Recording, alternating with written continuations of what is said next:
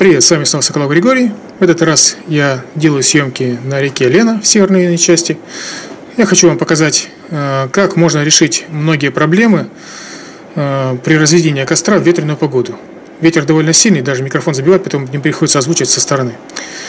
Значит, для начала мы должны выбрать направление ветра, то есть понять, откуда ветер дует. То есть так вот стали на колено, посмотрели, прикинули, значит, и начинаем строить стенку. Стенка из себя представляет конструкцию, не имеет значения из чего, там, из камней или из дерева, приблизительно высотой, где-то по колено, где-то так вот. Но обычно высота стенки регулирует, то есть определяется высотой котелков и костра. Стенка немножко своеобразная. Вот вы, наверное, видели такие стенки на берегах озер, рек, может даже полей, то есть на открытых местностях. Стенки с кострищами. Но у этих кострищ был один маленький недоработанный нюанс, который я как раз хочу вам показать. Так, тут я еще долго буду собирать. Давайте немножко подускорю. Чуть-чуть.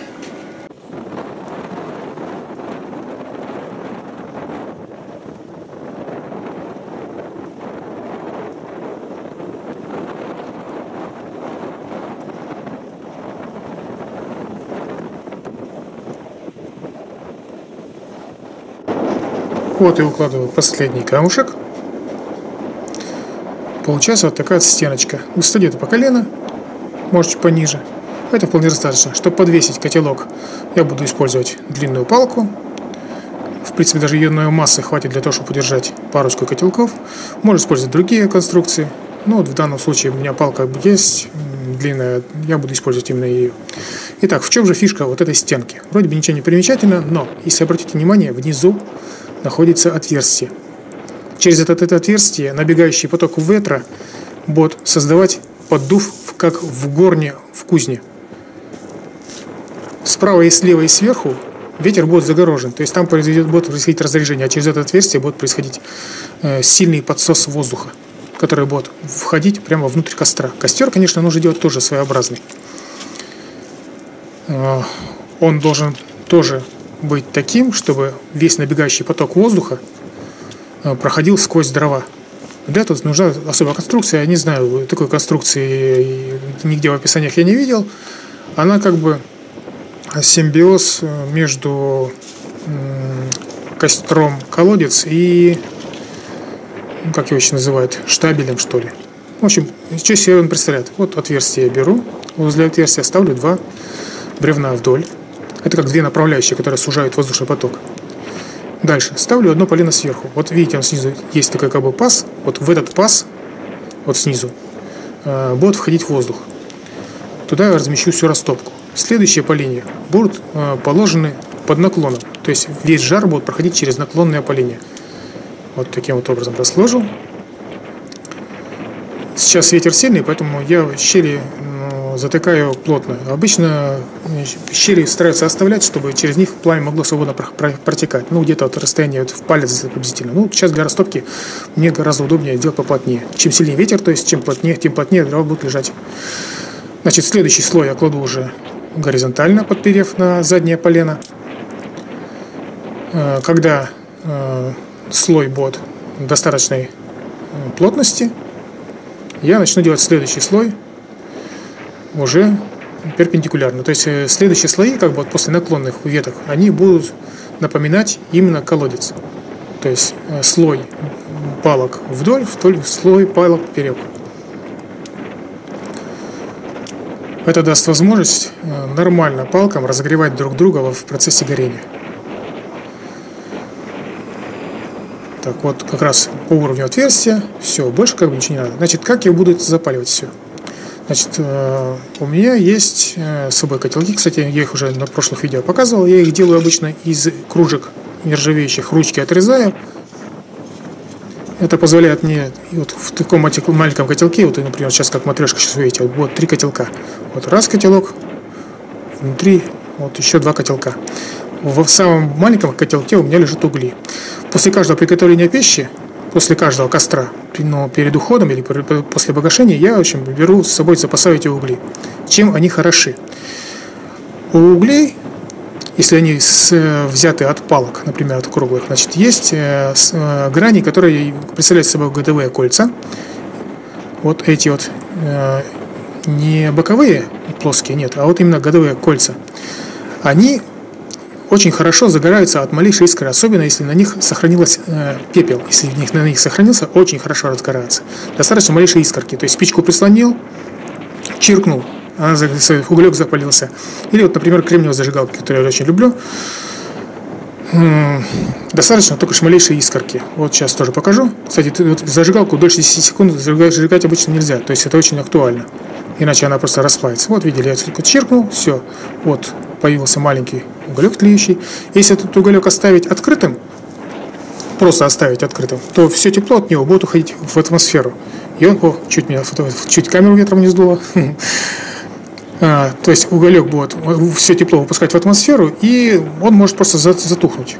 Если ставить второй уголек с другой стороны, с противоположной, они начинают, как бы вступив в реакцию друг с дружкой, начинают разогревать друг друга. То есть чем горячее один уголек, тем сильнее разогревает он другой. И, в общем, как бы такой по взаимосвязи. Вот я на ветру просто держу, даже дуть не надо. На ветру нормально, они распаливаются. Дальше можно прислонять другие угольки. И, в общем, очень быстро они раздуются. Без всякого напряжения. Видели, да? Одна маленькая искорка. И все пошло. Вот я сейчас положу еще один. Так, теперь, значит, нам нужно распалить все-таки этот костер. Все как бы происходит в реальной ситуации. Так, в общем, костер сейчас уберем, чтобы он не мешался, и сделаем все заново. То есть вот кладем напротив воздуходува эти угольки. Чем больше углей будет, тем мощнее, больше будет температура. В принципе, даже если есть растопка хорошая, то есть подтопка, то есть вот углей есть очень много, то можно ложить даже сырые дрова, они тоже загорятся. Ну, естественно, желательно потоньше, чтобы они были, то есть, наколотые или там просто как хворост какой-нибудь. Например, вот, кстати, сейчас вот маленький нюансик тоже, вот эти маленькие щепочки сейчас наложу, для того, чтобы с углей вот первые языки пламени пошли. А дальше буду делать как обычно. То есть, например, вот у хантов вообще, сколько раз замечал, они вот как бы насчет дров не парятся, они просто берут какую-то карликовую березку еще с этими живыми листьями и без проблем растапливают и приготавливают себе пищу. Ну вот я положил полено, ставлю наклонные полежки, которые будут как фильтры в себя впитывать всю температуру. Ставлю еще одно полено сзади и дальше начинаю сборку, как у обычного колодца. То есть вот некоторые полежки идут вдоль, некоторые ставлю поперек. Сейчас слой добью. Вот. Обратите внимание, как быстро начинает разгораться.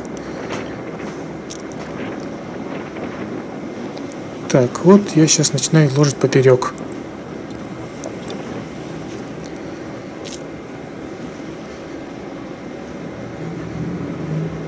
Так, ну вот. То есть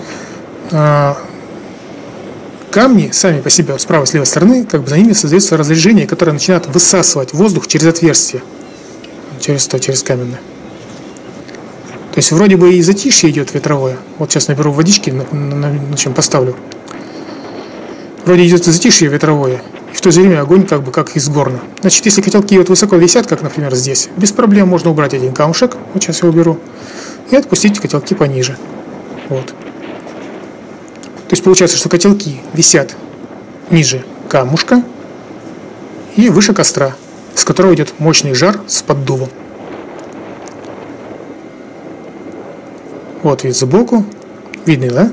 Огонь идет ровно вверх. То есть весь угли, все вот эти самые жаркие, самое пекло раскаленное раздувается, но огонь прет вверх. То есть не сдувает куда в сторону, а именно вверх. Значит, вот у нас то отверстие поддува, где, видите, даже полежки так вот как бы стоят разобщенно. Кстати, когда так вот разгорелось, уже можно дрова ложить в любом. То есть можно уже не следить за правильностью выкладки там какой-то определенной геометрии дров.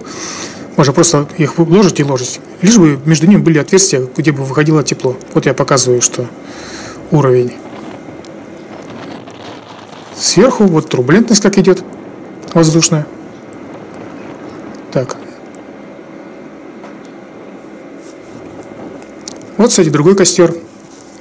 Точнее, это же, то есть конструкция та же самая, только что в другом месте.